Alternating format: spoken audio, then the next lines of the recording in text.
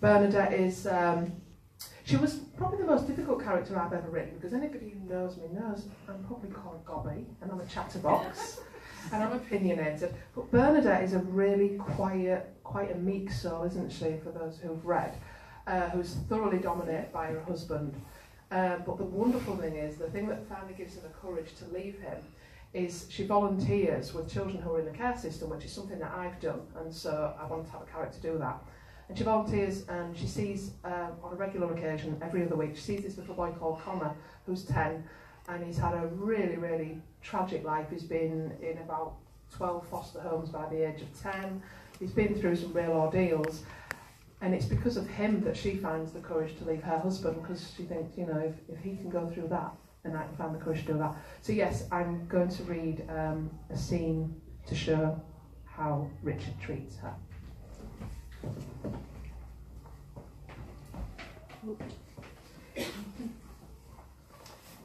Richard opened the pantry door.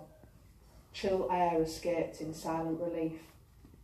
When I was small and I messed up, said Richard, my mother told me I just needed time to think about what I'd done. In silence, God would come and help me see the right path. She'd send me to sit in the wardrobe. Of course, she was right. Solitude did me good, calmed me.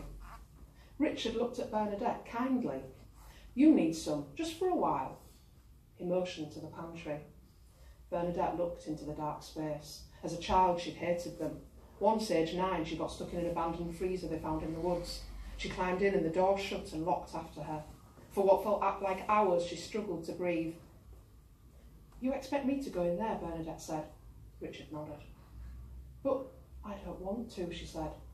You think you don't, he said, but it's really helpful. You just need to know what it's like for me to come home and remain calm when I'm hungry and I have a wife who's here all day, who's supposed to love me and hasn't made me the tea on time. Sometimes Richard's words made no sense. Yes, he spoke them and they were in the right order, but it was as though he quoted somebody else.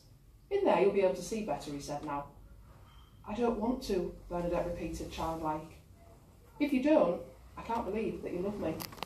It's only for a while and then we'll watch TV and have supper. She'd once eaten spoiled fish for him. Was this any worse? If she got it over and done with, the evening would settle into normality. They could watch a film. How bad could it really be? So she stepped into the cool space. Richard closed the door and darkness ate her up. Scraping sounds came from the inside of the door and then a clunk. Had he pushed the table up against the door? How long did he mean by a while? Richard, called Bernadette, I don't like this. I'm really sorry about the food, I am. Just let me come out. No answer. Bernadette sat on a low shelf and her eyes got accustomed to the dark. She could do this. He would come for her soon. What did he want her to think about? That she was an awful wife? That she didn't love him? But she did. Didn't she?